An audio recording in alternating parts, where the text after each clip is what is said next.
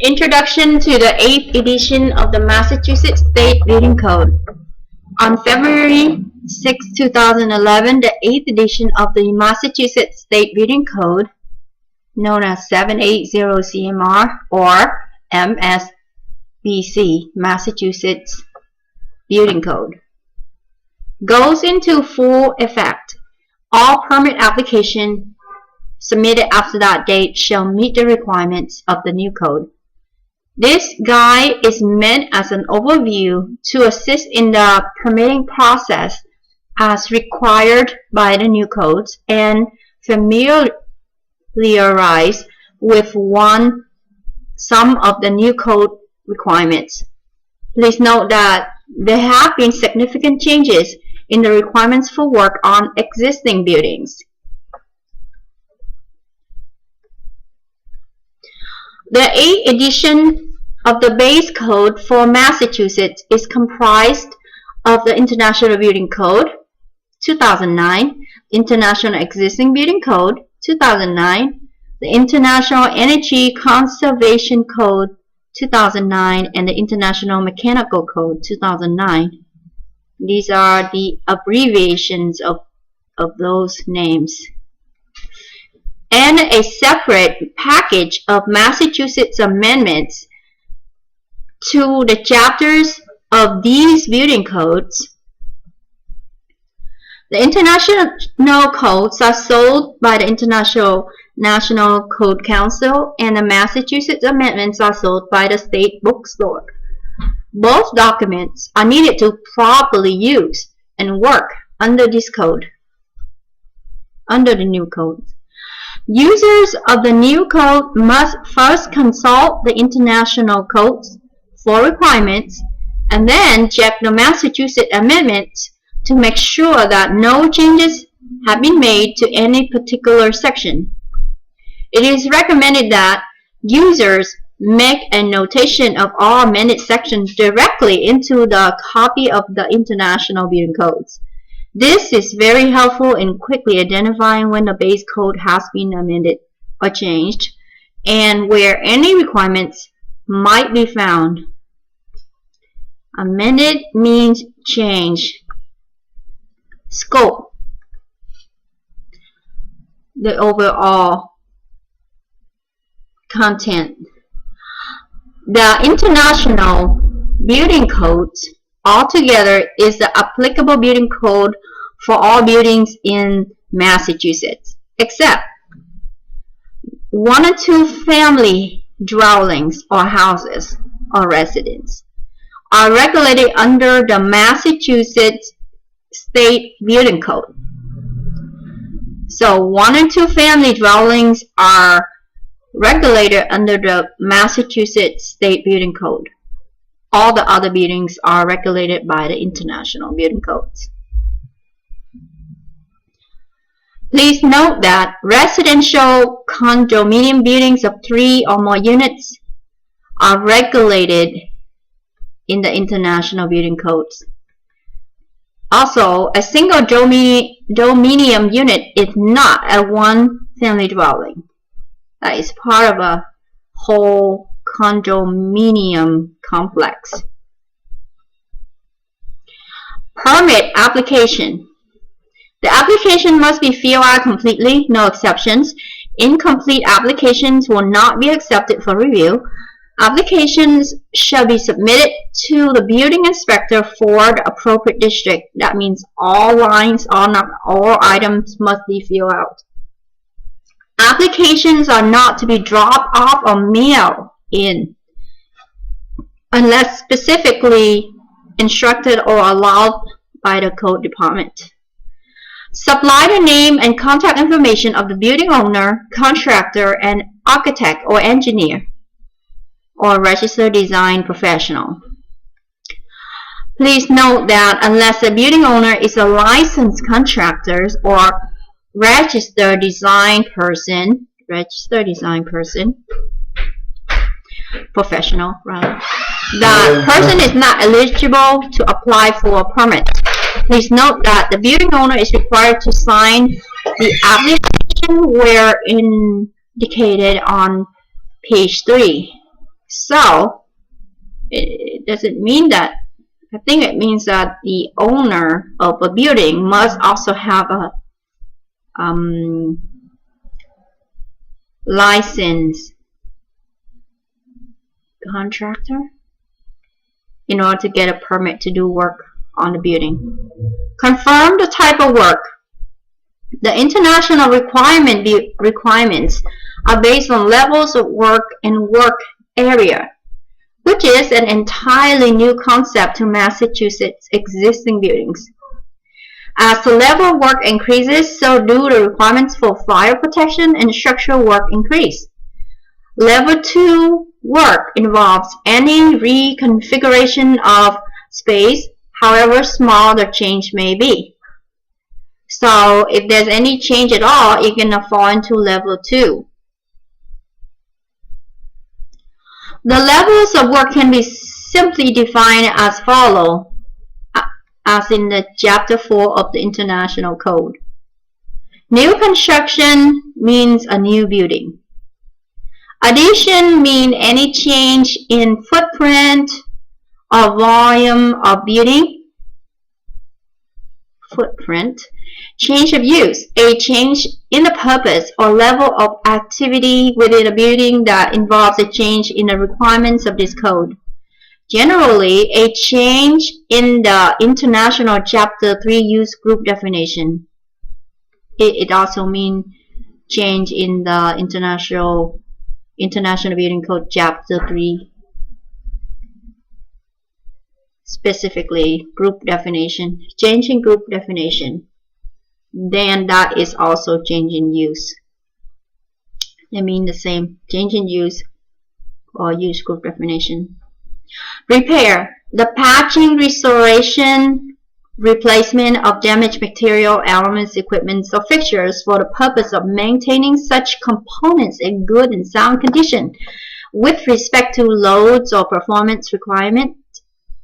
Repair of structural members shall comply with the code for new construction. Alterations level 1. There are several levels of alteration.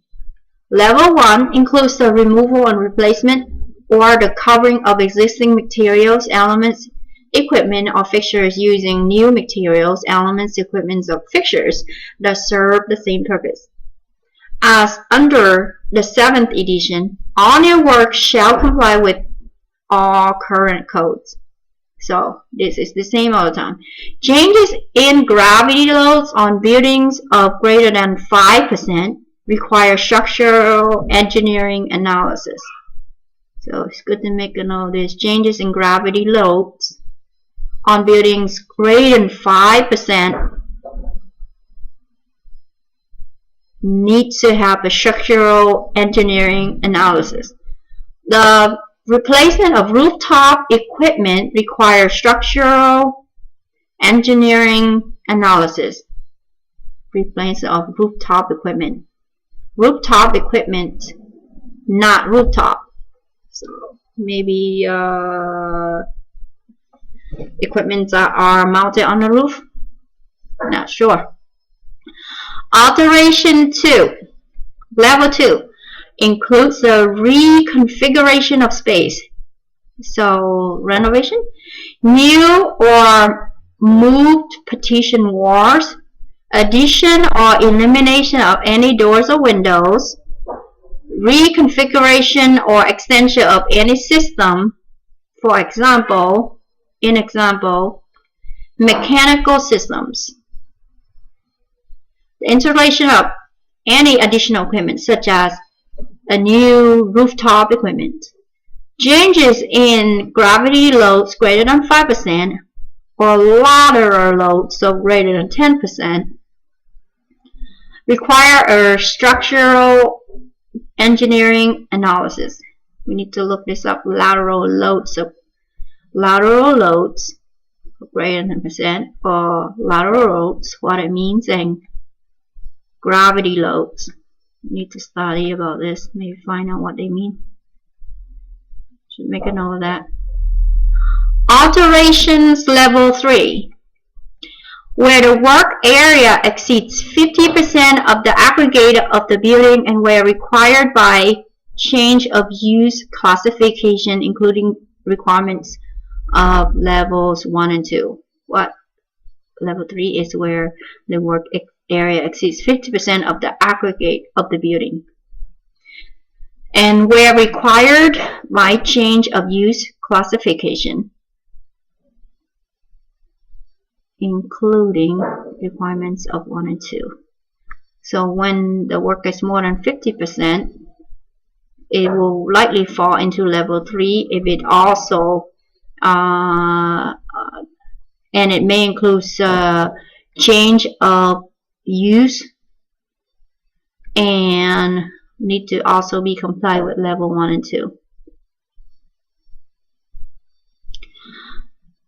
Roof replacements of roof covering. This would also be classified as level 1 work.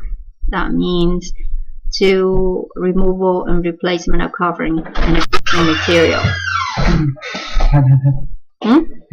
Hold on. Chờ chút.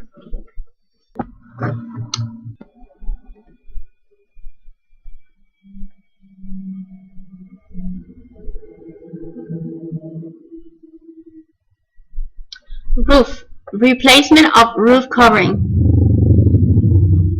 A roof replacement with exposed decking or sheathing can trigger requirements of IECC 101.43, number 4 amended, which may require the roof to be insulated to current code values. Number 2, as Cambridge has basic wind speed of 105 miles per hour or greater, extensive roof replacement may trigger an engineering analysis of roof diaphragms and connections that are part of the wind resisting system, including wind uplift. Section 60632 International Existing Building Code with Massachusetts amendments. An engineering report may be required for these roof replacement projects.